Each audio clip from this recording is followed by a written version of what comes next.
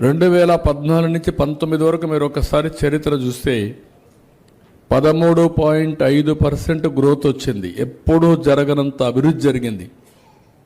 Power sector కానీ, road sector కానీ, development కానీ, అగ్రికల్చర్ కానీ అన్నీ చేశాం. డ్రిప్ ఇరిగేషన్ అన్నీ మనం చెప్పుకోలేకపోయాం. నేను తొందరలో పరిగెత్తా ఉన్నాను. నేను పరిగెత్తే మీరు నన్ను అర్థం చేసుకోలేక నేను ఇంతేలేదు నన్ను వదిలిపెట్టి మీ పని మీరు చేసుకున్నారు. లాస్ట్లో ఎలక్షన్ వస్తే తెలుగుదేశం మోటుకున్న ఎప్పుడైనా సరే విజయం మందే, ఎవ్వరు మనల్ని ఓడించలేరు.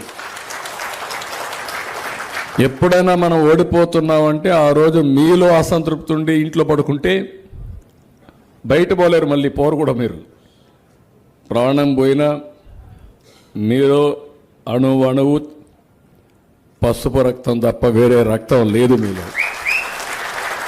దాంట్లో సెకండ్ థాట్ లేదు.